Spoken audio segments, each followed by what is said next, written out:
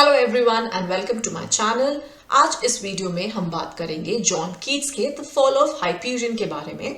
I already have a video on Hyperion on my channel, so if you want you can watch that. Now let's start with the fall of Hyperion. The fall of Hyperion, it's subtitled a dream. Sometimes इसको a vision भी बोलते हैं instead of a dream, सो दोनों same चीज है, don't get confused. ये एक epic poem है। कीट्स ने इस पोएम को कंपोज किया था by reworking, expanding the lines from the earlier fragmented epic which was Hyperion, है ना? That was abandoned. We talked about that in that video on Hyperion. और ये वाली पोएम भी Hyperion की तरह ही इनकम्प्लीट पोएम है। इन्फ्लुएंसेस की बात करें तो जो फॉल ऑफ हाइपीरियन है उसके प्लॉट और स्ट्रक्चर पर जो प्रीवियस एपिक वर्क्स हैं उनका काफी इन्फ्लुएंस देखने को मिलता है। And three specially, one is Virgil's Aeneid, second is Milton's Paradise Lost, and third is Dante's Divine Comedy. Briefly context की बात करें तो ये जो Fall of Hyperion है that again centers on the events जो कि ग्रीक माइथोलॉजी में आती हैं। तो ग्रीक माइथोलॉजी में टाइटन्स जो थे they were born of Uranus and Gaia, that is heaven and earth. I have a detailed video on this on the Greek mythology on my channel, so if you want you can watch that for a better understanding. तो God's के बीच में ये जो as an जो titans और Olympians के बीच में जो वॉर हुआ था that is टाइटानोमेकी or the war of the titans or the battle of the titans or the battle of the gods. तो उस पे बेस्ड है ये। तो उस वाली वॉर में ना जो ओलंपियंस थे उन्होंने टाइटन्स को हरा दिया था और जो जियस था उसने जो टाइटन्स थे उनको कैद कर लिया था in a cavity in the underworld. तो जो फॉल ऑफ हाइपीरियन है that takes place as Hyperion, जो कि फाइनल टाइटन होता है who has retained his power and he stands as the final hope titans के लिए कि वो अपनी जो फॉर्मर इन्फ्लुएंस है उसको रीगेन कर पाए। ऑल्सो रिमेंबर कि fall of Hyperion like I already mention ये भी फिनिश नहीं हुई थी और इसको 1856 में पब्लिश किया गया था कीट्स की डेथ के बाद। And now let's start with the summary. तो जो नैरेटिव है वो स्टार्ट होता है विद दिस बैकड्रॉप जहां पर there is an abundance of life and growth. तो पोएट अपनी ड्रीम में अपने आप को एक ऐसे लैंडस्केप पे पाता है जो कि बहुत सीरीन है, काम है, like there are trees, fountains and fragrance. अब जब वो यहाँ पर होता है तो जो पोएट है he finds a feast of summer fruits जो कि they are spread on a mount entrance के पहले। अब वो फूड खाता है and he also drinks this cool vessel of transparent juice और वो पीकर he goes into a deep slumber। जो पोएट है ना उसने जो पुराने पास्ट के पोएट्स थे he has made a pledge to them and what he has drunk वो पोएट्री है। जो पोएट है वो उस स्लम्बर के अगेंस्ट स्ट्रगल करता है बट कोई फायदा नहीं होता उसका। स्लम्बर इज स्लीप, ओके, नींद। Now the draught that he drunk, जो उसने वो पिया था वो उसको वहां से हटा देती है। जो वो इतनी रिच अबंडेंस को एंजॉय कर रहा होता है ना, it removes him from there. और जब वो अपनी नींद में उठता है he is still sleeping, okay, in reality. So this is like a layer. तो वो जो पोएट है रियल लाइफ में वो एक सपना देख रहा है, उस सपने में भी वो सो गया है और वो सपने में सोकर वहां पर एक और ड्रीम देखता है। तो जैसे अगर आप लोगों ने किसी ने इंसेप्शन देखी होगी तो वो लेयर्स होते हैं, ड्रीम के अंदर ड्रीम, ड्रीम के अंदर ड्रीम, राइट? सो वैसे मानो यहाँ पर। तो जब वो अपने जो रियल लाइफ वाला पोएट है जब वो अपने सपने में जागता है तो जो सारा सीन है that has changed to that of an old century. तो जो कंफर्ट और सिक्योरिटी थे वो सब पीछे छूट गए हैं फेयर ट्रीज के साथ। वो नहीं जाना चाहता बट उसको ही इज इम्पेल्ड फॉरवर्ड, जैसे आपको मानो पीछे से कोई धक्का सा दे रहा हो, ओके। और वो देखता है कि वो एक पुराने टेम्पल में खड़ा है जो कि सैटर्न का है और वहां पर एक बहुत बड़ी सी मैसिव स्टैचू है और सडनली एक आवाज उसको कमांड करती है, ऑर्डर करती है कि जो वहां के स्टेप्स हैं, सीढ़ियां हैं, उनको चढ़ने के लिए इससे पहले कि जो वहां पर वो पत्तियां पड़ी है ना वो जल जाए और अगर वो ऐसा नहीं करेगा तो उसको मरना होगा। तो यहाँ पर अगर आप देखते हो तो एक सिंबॉलिकली एक रेस है डेथ के साथ। जब वो एक बार सबसे लोएस्ट स्टेप पर पहुंच जाता है तो वो डेथ सेंटेंस से उसको छुटकारा मिलता है और वो सबसे ऊपर पहुंच जाता है, okay.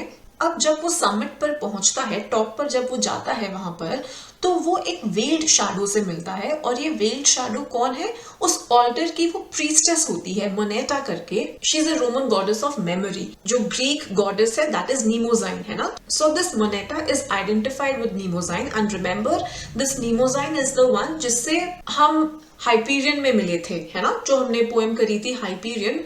In that poem we met Mnemosyne, और अपोलो उससे मिलता है नीमोजाइन से, and she is the one who gives Apollo the knowledge. अब इस फॉल ऑफ हाइपीरियन पे वापस आते हैं। अभी जो बंदा है वो उस मोनेटा से पूछता है कि भाई बताओ मेरे को क्यों बचाया गया है, और वो कहती है कि तुम ना सीख चुके हो कि मरना क्या होता है और दोबारा से जीना क्या होता है तुम्हारा समय आने से पहले। मतलब तुम्हारा समय आने से पहले मरने वाले थे, and what it is to die, you know that, and what it is to live again. अब जो पोएट है वो उससे और पूछता है कि भाई बताओ कि क्या है ये जगह और मैं यहाँ पर क्यों हूँ। तो मोनेटा बोलती है कि सिर्फ वो लोग जो कि ह्यूमन सफरिंग को समझते हैं वो इस जगह पर आ सकते हैं।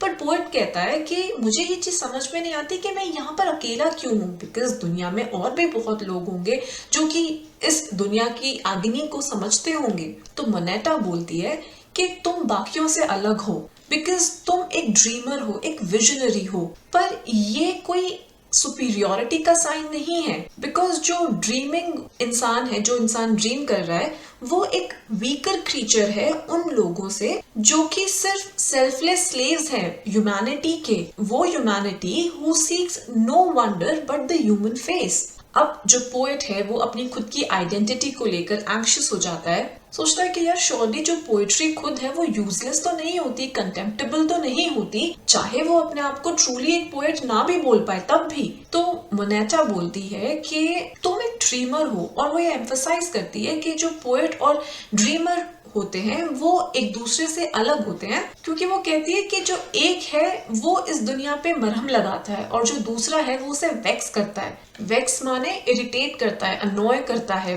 छोटी छोटी प्रोवोकेशंस से। वो कहती है कि you may be one of those जो कि इस दुनिया की मिजरीज को फील करते हैं, पर तुम वो भी हो जो कि उसमें ऐड करते हैं। लेकिन वो बोलती है कि तुम्हारी गुडविल के लिए तुम्हें एक विजन दिखाया जाएगा उन सीन्स का जो अभी भी मेरे माइंड में, मोनेटा के माइंड में विविडली प्रेजेंट है। और वो क्या विजन है? वो विजन जो वॉर हुआ था ना टाइटन्स और ओलंपियंस के बीच में, उसकी vision, and those visions they will make him a poet. अब जो पोएट है ना, वो मोनेटा की स्पीच की जो टेंडरनेस है, he is filled with wonder at that, पर एट द सेम टाइम उसे डर भी लगता है। और ये देखकर जो मोनेटा है वो अपना जो वेल होता है, जो घूंघट सा उसका होता है ना, वो हटाती है और अपना फेस रिवील करती है। और ये जो चेहरा है ना और उसकी जो वाइटनेस है वो लिलीज और स्नो की वाइटनेस के भी परे है। तो ये जो मोनेटा है वो टेंडर भी है और वो फ्राइटनिंग भी है, सरीन भी है और एक डिस्क्वाइटिंग फीलिंग भी है। पोएम में एक फ्रेज आता है, not pined by human sorrows, that Moneta जो है she is not pined by human sorrows. Yet जो मोनेटा है वो जो आइडिया है सोरो का, उसकी एक एम्बॉडीमेंट बन जाती है, and not just at that incidental sorrows of the individual human being के लेवल पर, but she becomes that embodiment of the idea of sorrow at an immortal level, जो कि कहीं ज्यादा ऊपर है वो इंडिविजुअल ह्यूमन बींग्स के इंसिडेंटल सोरोज से। मोनेटा के जो वर्ड्स है ना वो पोएट की पावर को डिस्क्राइब करते हैं कि वो सफरिंग को प्रेजेंट करते हैं ताकि जो ऑर्डिनरी ह्यूमन बींग्स हैं वो सिर्फ वंडर फील कर सके। जो मोनेटा की आंखों से कंफर्ट ऑफर होता है ना, वो कंफर्ट है जो ह्यूमन सफरिंग की अंडरस्टैंडिंग से आता है। उसके बाद जो पोएट है वो सीन्स देखता है जो सैटर्न के रूल के टाइम के जो सीन्स थे। सेकेंड कैंटो में जो कीट्स है वो वापस ही goes back to the method of Hyperion। जो लाइंस यहाँ पर हैं सेकंड कैंटो में वो ऑलमोस्ट होली हाइपीरियन से ली गई हैं छोटी मोटी मॉडिफिकेशंस के साथ। और जो ये वाला भी काम था that was also abandoned in the middle of the description of Hyperion। And now let's talk about this fall of Hyperion as the allegory of the poet as creator। तो ये जो वर्क है, दिस इज एन एलिगरी। जो poem है वो बात करती है about the fall of the titans और कैसे ओलंपियन गॉड्स ने उनको रिप्लेस किया था। और इसके थ्रू जो कीट्स हैं वो कम्युनिकेट करते हैं जो उनके आइडियाज थे about the nature of a true poet. तो जो पोएम है वो शुरू होती है ये स्टेट करके कि हर कोई ड्रीम कर सकता है, सपना देख सकता है। जो मोनेटा है, she makes a distinction between dreamer and the poet, और कहती है वो कि जो ड्रीमर है वो सिर्फ अपनी डार्क इमेजिनिंग्स में इंडल्ज हो सकता है। जो ड्रीमर है वो इस दुनिया को सिर्फ वेक्स करता है डिस्पेयर के साथ, पर जो ट्रू पोएट है वो इस दुनिया पर एक बाम पोर करता है, मरहम लगाता है। जो पोएट है ना वो मोनेटा को इसलिए अप्रोच कर पाता है, उस सेक्रेड मंदिर में, उस सेक्रेड जगह में उसको इसलिए आने दिया गया है उसकी सफरिंग की वजह से। तो जो पोएम का एलिगोरिकल नेचर है ना वो ये सजेस्ट करता है कि जो एक ट्रू पोएट होता है, एक सच्चा पोएट जो होता है, वो उस ट्रैजिक पेन से ड्रॉ करता है जो कि उनकी इमेजिनेशन में होता है, और वो उस पेन को यूज करते हैं टू मीट सोरो विद एक्सेप्टेंस, और ताकि वो उस दुनिया पर एक बाम लगा सके। ये पोएट की ड्यूटी है कि वो खुद को एक ड्रीमर से डिस्टिंग्विश करें और ह्यूमन काइंड की सफरिंग में पार्ट करें, ताकि वो इस वर्ल्ड को हील कर सके स्पिरिचुअल रेवलेशन के थ्रू। जब स्पीकर उन टाइटन्स की अग्नि को देखता है ना तो ही becomes aware of the reality of suffering. और ये जो एबिलिटी है ना दुनिया के सॉरोज को विटनेस करने की और उनके साथ आइडेंटिफाई करने की, वो एक सच्चे पोएट को, ट्रू पोएट को अलाउ करती है कि वो इमेजिनेटिवली पार्टिसिपेट करे ह्यूमन एग्जिस्टेंस में और इंसानियत को, ह्यूमन काइंड को कंफर्ट प्रोवाइड करे। So that would be it on The Fall of Hyperion. I hope you liked it, and in case you did, then do not forget to like, comment, share and subscribe.